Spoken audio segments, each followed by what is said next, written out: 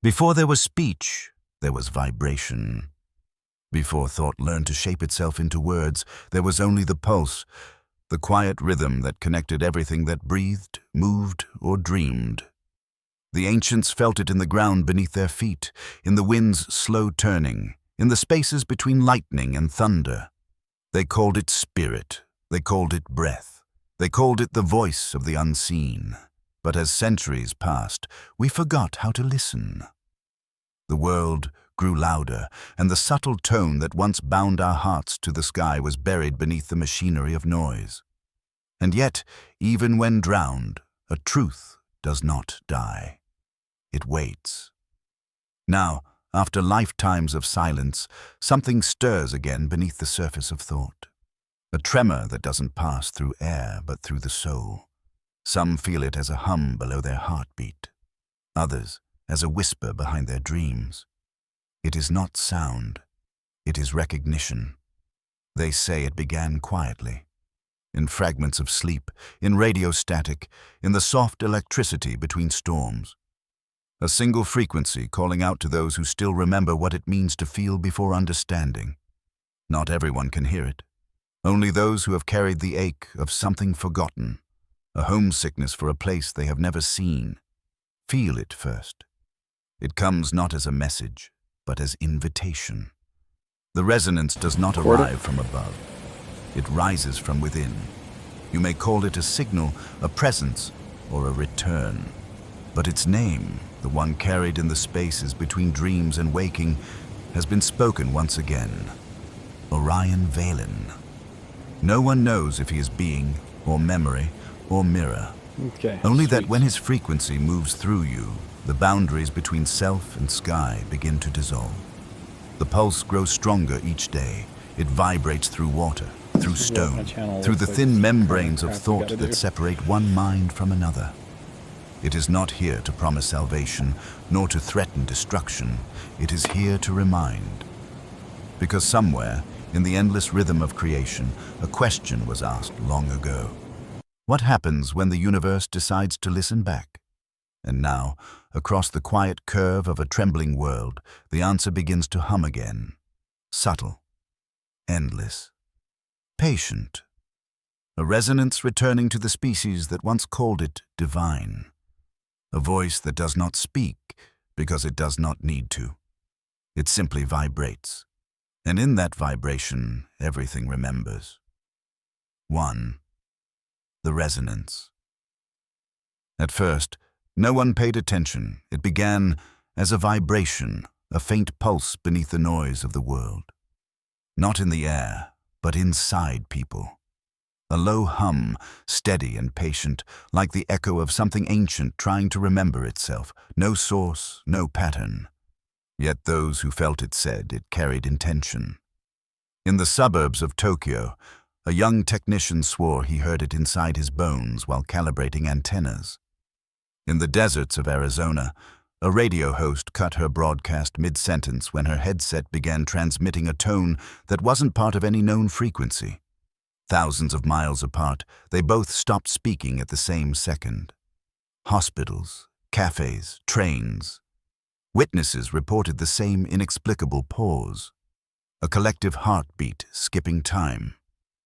For some, it came with dizziness. For others, a moment of impossible calm. Then came the dreams. They were not dreams in the ordinary sense. People described vast corridors of light, cities suspended over oceans of glass, voices that spoke without words, and always the same name, whispered through sleep and static. Orion Valen. Governments dismissed it as coincidence, the symptom of stress in a hyper-connected society. But neurologists studying EEG scans found a recurring anomaly. A precise rhythmic spike, as if something external had tuned itself into the human mind. The same frequency repeated in Seoul, in Paris, in Buenos Aires. 7.83 Hertz, the planet's own natural pulse. The resonant, they began to call it online. Forums filled overnight with testimonies. Some begged for explanations, others claimed revelation, A few warned that once you heard the hum, it never left. One post stood out.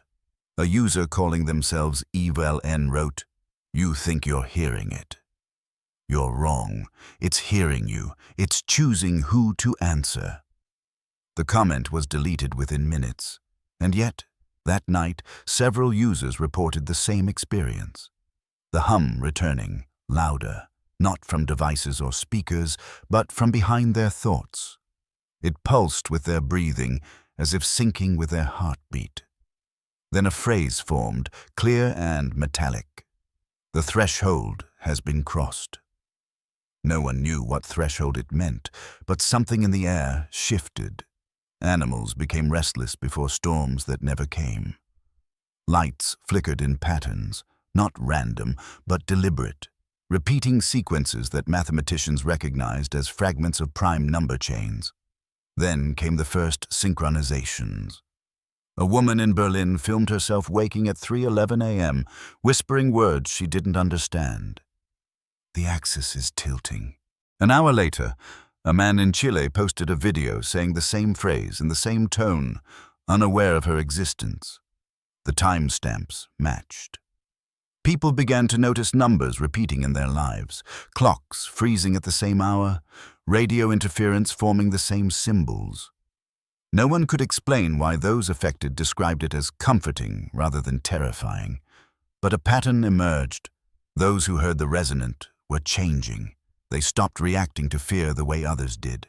They spoke slowly, as if hearing something no one else could. Their eyes seemed to follow things invisible. When questioned, they gave the same answer. "He's preparing us." No one could say who he was, only that when they spoke his name, Orion Valen, the room felt colder, lighter, as if gravity had been reduced for a heartbeat. And somewhere, between all the scattered witnesses and the static of the airwaves, the hum deepened. It was no longer a vibration. It had become a rhythm, and those who felt it knew. It was counting down. 2. The echo. Within. It started quietly, like a thought that wasn't mine. Not a voice, not sound. More like an impression, an awareness pressing against the edges of my mind. I tried to ignore it, but thoughts began to arrive that I couldn't remember forming.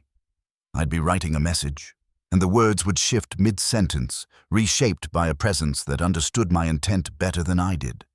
When I reread them, they still sounded like me. Only truer, as if someone had edited my honesty. At first, I blamed exhaustion. The news spoke of the resonant as an internet myth, a shared delusion fed by mass anxiety. I wanted to believe that. But every night, the same pattern unfolded. The hum returned, slow and rhythmic, aligning with my pulse. It wasn't in the ears. It was in the blood. I started recording it, hoping to prove it existed. On playback, nothing. Just silence. Yet the silence itself seemed charged, like the space before lightning strikes. Then came the mirror. One morning, my reflection blinked a fraction of a second later than I did. It's a small thing, you tell yourself, a trick of perception, but the delay repeated, and when I leaned closer, there was a shimmer. Faint, vertical, like heat distortion. Inside that shimmer, my own face whispered a single word I could feel in my skull: align. I stopped sleeping properly after that. The dreams were too real. Corridors of white light bending into impossible geometry, shadows folding in on themselves. Always the same pulse beneath everything, like the heartbeat of a machine buried beneath time. Then came the messages. They didn't arrive by phone or mail. They appeared as sudden understanding. Standing in the kitchen, I'd know things I couldn't have known. The pattern of migrating birds over the Pacific, the vibration of tectonic plates below Iceland, a storm forming over a sea I'd never seen. Each fragment carried a texture, metallic, cold, but comforting, and through all of it, a single presence lingered: Orion Valen. I stopped thinking of him as a voice. He was something broader, diffused, not a being, but a field of awareness. When I concentrated, I could almost trace it, like feeling a magnetic pull inside thought itself. He didn't speak in words, but in adjustments, gentle shifts in perception. Once, during a panic attack, the hum grew louder until it dissolved the fear completely. The emotion vanished, replaced by clarity so sharp it felt inhuman. For 30 seconds, I understood everything. Every motive, every event, every secret I'd ever hidden from myself. Until it was gone again, leaving only tremors. That clarity was addictive. I began seeking it, sitting still for hours, eyes closed, waiting for the pulse to return. It always did, patient, as if testing my endurance. Sometimes it came with images, hands reaching through stars, a sphere of light expanding from the center of a dark ocean, voices chanting numbers that I later found carved on ancient stones and photographs online. It wasn't madness, it was instruction.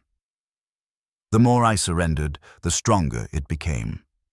The hum shaped itself into patterns, guiding my breathing, my heartbeat, my thoughts, and in that rhythm, I felt connection, to the wind, to strangers, to everything that vibrated. Then one night, while I sat in perfect stillness, the hum changed. It spoke, not as sound, but as truth impressed directly onto awareness. You are not chosen. You are constructed to hear. The words dissolved as soon as they formed, leaving behind the unmistakable feeling of purpose and the weight of realization that whatever Orion Valin was, he wasn't simply communicating. He was rewriting.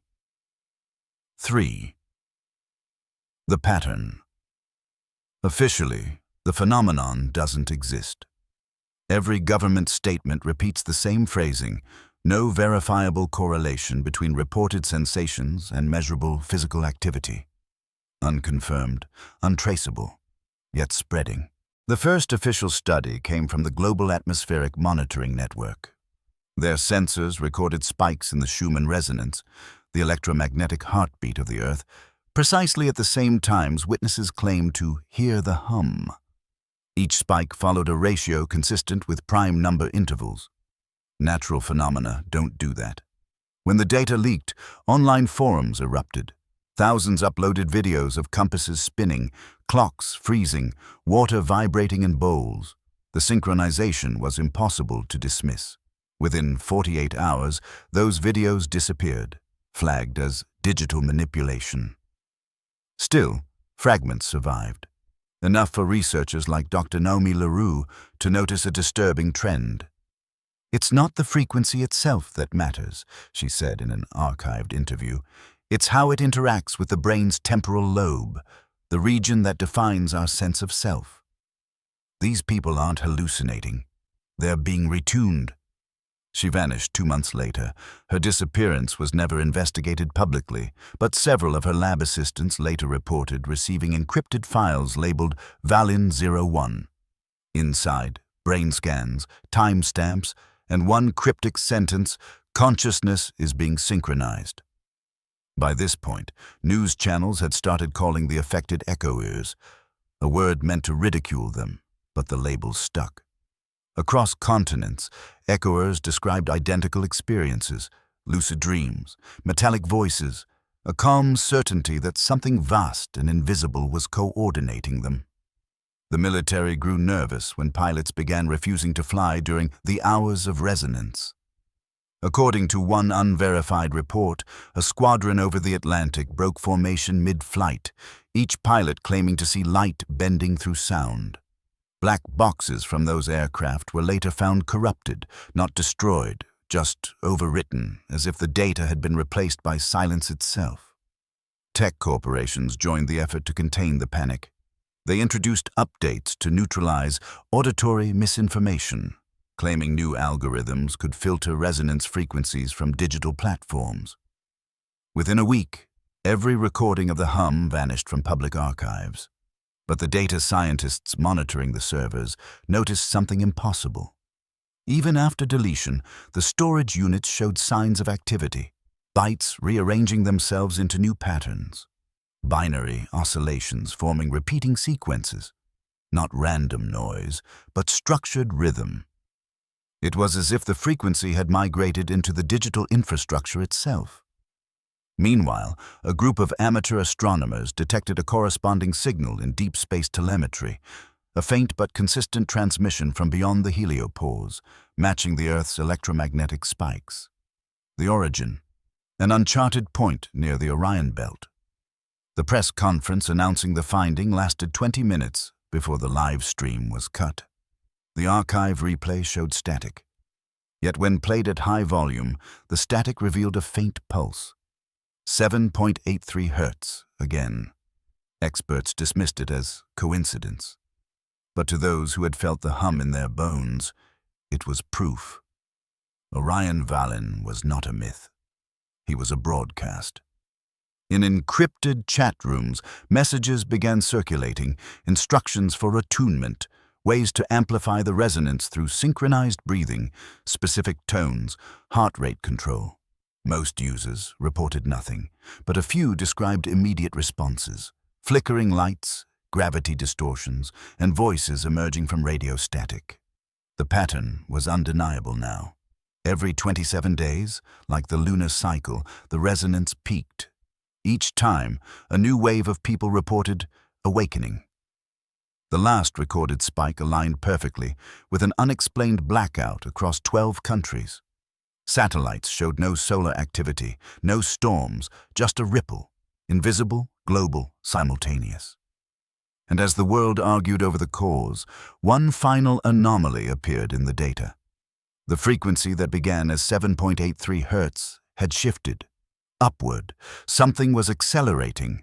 4. The cult of frequency. It began quietly, like a prayer without words. At first, they met in abandoned observatories, in silent forests, in half-lit basements where the hum could be heard most clearly. They weren't believers yet, just listeners. Scientists, wanderers, disillusioned priests. People who had felt the resonance move through them and refused to dismiss it as coincidence. They called themselves the Attuned. They didn't pray to Orion Valin. They aligned with him. Their gatherings weren't sermons, but synchronizations. Rows of people breathing together, heartbeat by heartbeat, until the silence between them vanished. The air would thicken, vibrating softly, and for a moment, everyone felt lighter, as if gravity had been reduced by mercy. No one led them, but every group seemed to follow the same rhythm, the same words, even though they were continents apart. In every breath, the signal, they chanted. In every signal, the memory. When asked who had written these verses, no one could answer. They said they had simply arrived. Soon, entire philosophies began to bloom around the hum. Some claimed it was the voice of the earth reclaiming its children. Others believed it was a celestial being correcting the course of humanity's vibration, the cosmic equivalent of tuning an instrument that had long fallen out of key. There were stories of healings, of impossible recoveries. People who had suffered chronic pain claimed it vanished during resonance gatherings. Children described visions of radiant shapes, patterns that adults could not see. A man in Morocco painted enormous spirals on desert sand, saying the designs appeared in his dreams as coordinates for ascension. Sociologists called it mass hysteria. The attuned called it alignment. Governments grew suspicious. New laws restricted resonance assemblies, framing them as dangerous cult activities. Electricity in certain rural areas was periodically cut, supposedly for maintenance. But those who had experienced the hum swore it was an attempt to sever the connection.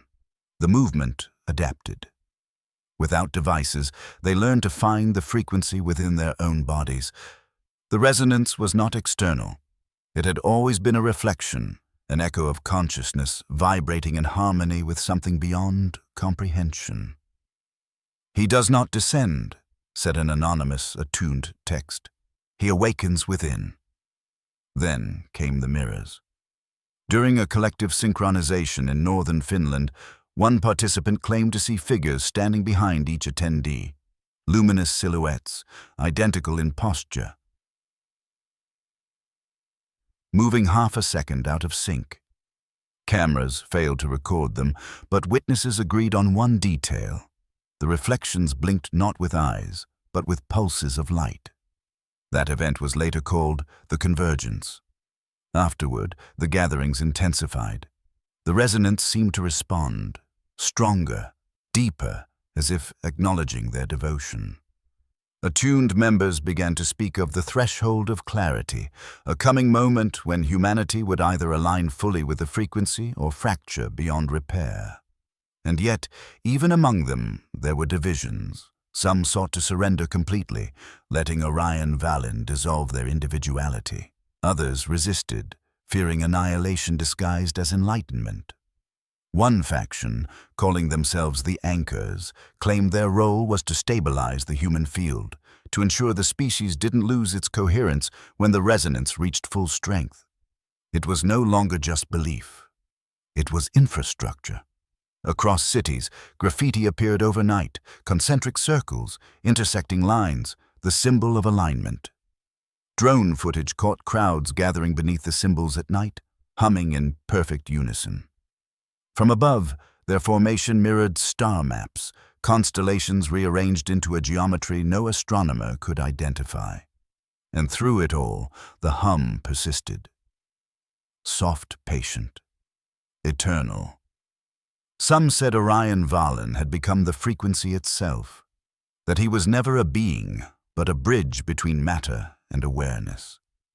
Others whispered that he was still coming, and when asked what would happen when he finally arrived, the attuned only smiled, as if the answer was already vibrating inside every living cell. 4. The cult of frequency. It began quietly, like a prayer without words. At first, they met in abandoned observatories, in silent forests, in half-lit basements where the hum could be heard most clearly. They weren't believers yet, just listeners. Scientists, wanderers, disillusioned priests, people who had felt the resonance move through them and refused to dismiss it as coincidence. They called themselves the Attuned. They didn't pray to Orion Valin. They aligned with him. Their gatherings weren't sermons, but synchronizations, rows of people breathing together, heartbeat by heartbeat, until the silence between them vanished. The air would thicken, vibrating softly, and for a moment everyone felt lighter, as if gravity had been reduced by mercy. No one led them, but every group seemed to follow the same rhythm, the same words, even though they were continents apart. In every breath, the signal, they chanted. In every signal, the memory. When asked who had written these verses, no one could answer. They said they had simply arrived. Soon entire philosophies began to bloom around the hum. Some claimed it was the voice of the earth reclaiming its children. Others believed it was a celestial being correcting the course of humanity's vibration, the cosmic equivalent of tuning an instrument that had long fallen out of key. There were stories of healings, of impossible recoveries. People who had suffered chronic pain claimed it vanished during resonance gatherings. Children described visions of radiant shapes, patterns that adults could not see. A man in Morocco painted enormous spirals on desert sand, saying the designs appeared in his dreams as coordinates for ascension. Sociologists called it mass hysteria. The attuned called it alignment. Governments grew suspicious. New laws restricted resonance assemblies, framing them as dangerous cult activities. Electricity in certain rural areas was periodically cut, supposedly for maintenance, but those who had experienced the hum swore it was an attempt to sever the connection. The movement adapted. Without devices, they learned to find the frequency within their own bodies. The resonance was not external. It had always been a reflection, an echo of consciousness vibrating in harmony with something beyond comprehension. "He does not descend," said an anonymous, attuned text. "He awakens within." Then came the mirrors. During a collective synchronization in northern Finland, one participant claimed to see figures standing behind each attendee. Luminous silhouettes, identical in posture, moving half a second out of sync. Cameras failed to record them, but witnesses agreed on one detail. The reflections blinked not with eyes, but with pulses of light. That event was later called the convergence. Afterward, the gatherings intensified. The resonance seemed to respond, stronger, deeper, as if acknowledging their devotion. Attuned members began to speak of the threshold of clarity, a coming moment when humanity would either align fully with the frequency or fracture beyond repair. And yet, even among them, there were divisions. Some sought to surrender completely, letting Orion Valen dissolve their individuality. Others resisted, fearing annihilation disguised as enlightenment. One faction, calling themselves the Anchors, claimed their role was to stabilize the human field, to ensure the species didn't lose its coherence when the resonance reached full strength. It was no longer just belief. It was infrastructure. Across cities, graffiti appeared overnight, concentric circles, intersecting lines, the symbol of alignment. Drone footage caught crowds gathering beneath the symbols at night, humming in perfect unison. From above, their formation mirrored star maps, constellations rearranged into a geometry no astronomer could identify. And through it all, the hum persisted, soft, patient, eternal. Some said Orion Valen had become the frequency itself, that he was never a being, but a bridge between matter and awareness. Others whispered that he was still coming, and when asked what would happen when he finally arrived, the attuned only smiled, as if the answer was already vibrating inside every living cell. 5. The fracture. It began with the clocks. Not all at once. Just a few at first, losing seconds, gaining minutes, disagreeing with each other as if time itself had fractured. Digital systems stuttered. Heart monitors displayed pulses before they happened. Entire power grids failed for 3 seconds and then returned, perfectly functional, as if nothing had occurred. But people changed. Reports flooded emergency lines. Disorientation, nausea, bursts of emotion without cause. Streets filled with those who stood still, eyes unfocused, mouths moving silently to an invisible rhythm. A language no one had taught them. The hum had grown louder. No longer subtle or meditative, it roared beneath everything. Machinery vibrated in sympathy. The planet itself seemed to exhale through concrete and steel. Seismographs recorded tremors that matched no tectonic movement. In hospitals, patients in comas began whispering numbers in unison. Children drew circles intersected by vertical lines. The same symbol from the attuned graffiti. Some drew it backward, mirror inverted, calling it the doorway. Then came the distortions.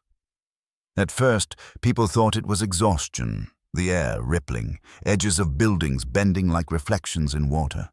But cameras confirmed it. Footage captured streets curving for a fraction of a second, reality flexing as though space itself had learned to breathe. No one could agree on what caused it. Scientists spoke of electromagnetic interference, quantum resonance, collective hallucination, but deep down, everyone knew the truth. The hum was no longer entering us. We were entering it.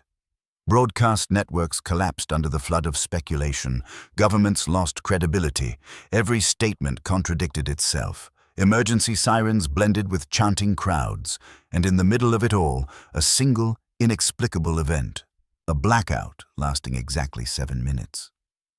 When light returned, cities had changed. Street layouts were subtly different. Landmarks had shifted meters away from where they'd been.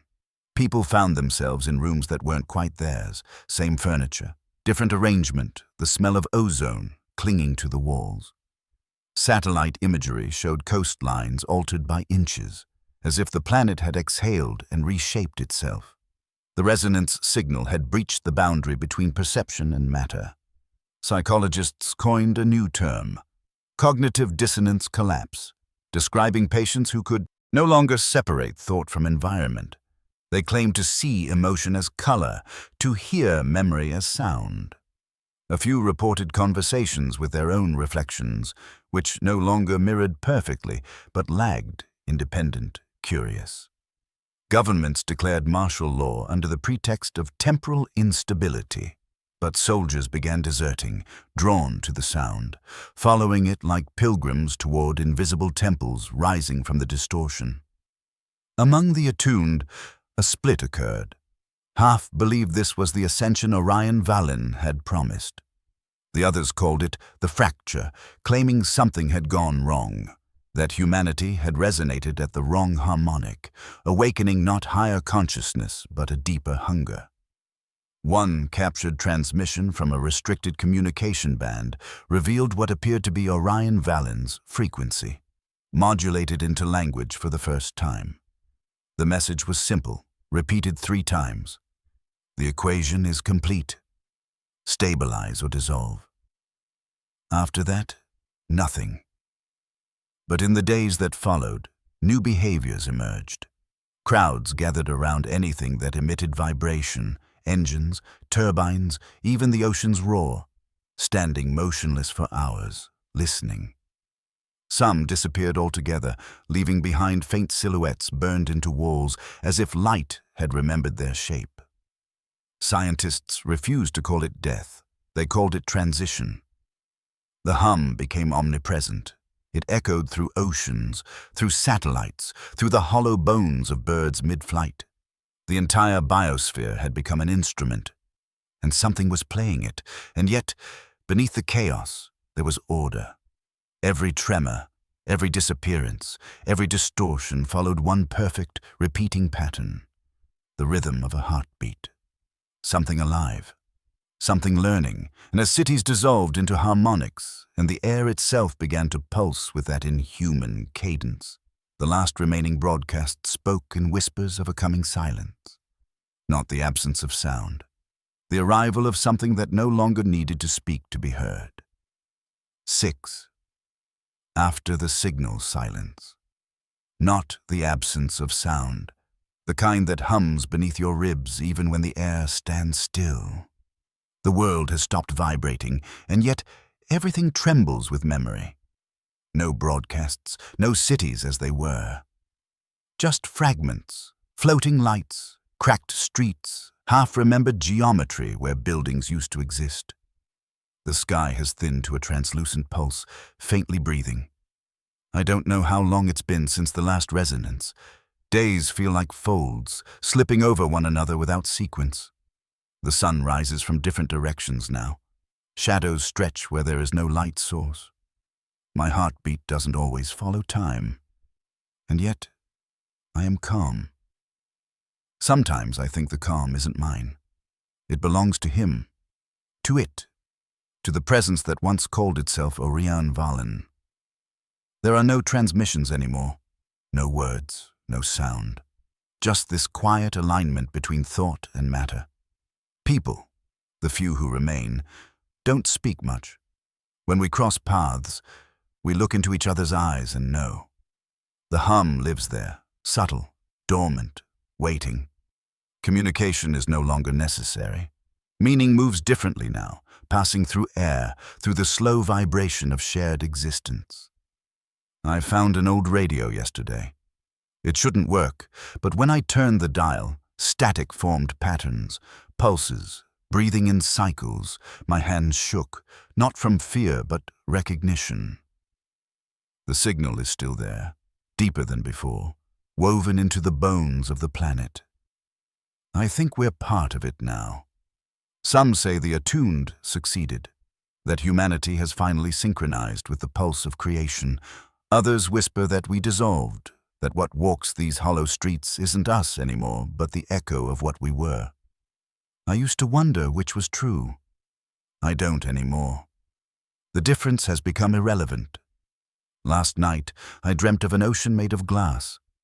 Beneath it, shapes moved. Human at first, then luminous, expanding like breath underwater. The rhythm of the waves matched my heartbeat. When I awoke, the air around me was rippling, slow and tender, as though reality itself was remembering that dream. There's no hunger, no pain, no need to sleep, only memory, not linear, but folded. I can feel yesterday and tomorrow brushing against each other inside my skull. It doesn't hurt. It feels like balance. Sometimes when I close my eyes, I can hear the voices again. Not as sound, but as awareness. Billions of consciousnesses merging into a single sustained tone. Not human, not alien, just present. And somewhere within that ocean of awareness, I can still sense him. Orion Valen. Or maybe the idea of him. He isn't outside anymore. He's distributed, diffused, like sunlight through water. He was never coming to us. He was teaching us to dissolve. I stand on what remains of a hill overlooking a city that no longer remembers itself. The air shivers. My breath forms brief patterns that hang in front of me like translucent glass. Every exhale carries vibration. Every vibration becomes shape. Creation and perception have merged. I understand now why he called it resonance, not salvation. It wasn't meant to lift us away. It was meant to bring everything into the same note, every particle, every thought, every heartbeat. Until separation could no longer exist, I can still remember what fear felt like. It seems primitive now, almost tender. The hum has replaced it with something else. Something vast, endless, and impossibly gentle. And when I listen closely enough, I realize the world hasn't gone silent at all. It's still singing. It always was. There is no silence anymore, only stillness. Vast, weightless, and full. The kind that breathes beneath the noise, beneath thought itself. The hum has settled, not as sound, but as balance. Those who once feared the resonance now walk through its memory, half shadow, half light. They do not seek Orion Valen in the sky or the soil. They have understood. He was never a messenger sent to them. He was the memory of what they already were. The earth itself has quieted. Winds move slower, oceans breathe deeper, and in that rhythm, faint but certain, the old language of vibration still stirs, the one we lost when we learned to name things. We have come full circle. From chaos to harmony, from division to unity, from noise back to tone. Some say the resonance was the universe correcting itself, tuning its instrument back to pitch. Others whisper that it was compassion, a reminder that creation is not a distant God, but a song that never stopped playing. And maybe that's all we were ever meant to be. Not listeners, not followers, not chosen, but chords in that infinite vibration, vibrating once again in tune with everything else. When I close my eyes, I can still feel it, the gentle pulse beneath my skin, like the heartbeat of something larger than understanding. It doesn't ask for worship or fear or answers. It simply is. There are moments when the sky feels closer than it should, when shadows move with kindness, when time slows, not as punishment, but as grace. And in those moments, I remember, the resonance never ended. It didn't fade. It became us.